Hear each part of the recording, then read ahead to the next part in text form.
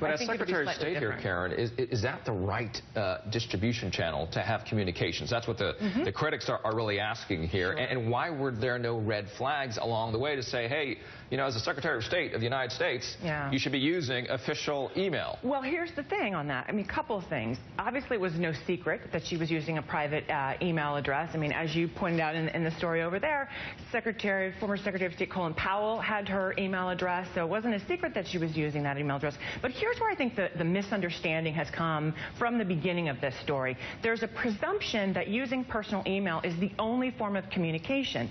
There are multiple channels for the Secretary of State to communicate classified information. There are cables, there are phone calls, there are direct meetings.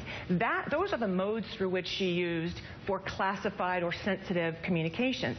Again, as we've said all along, I think what you see, at least in this first batch of 55,000, she's talking about, I want to get an iced tea. She's talking about, you know, like you said, what happened. I thought there was a cabinet meeting, and you know, and I think you do see a little bit of tension from that, you know, early period in her tenure, Secretary of State and the White House, as we all, you know, sort of read about at the time.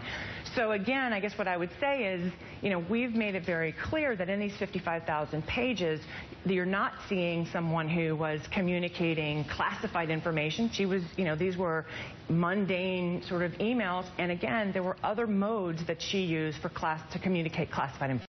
Karen Finney, thank you so much. Senior spokesperson for the Hillary Clinton presidential campaign. Thank you for your time today. Good to be with you. All right, before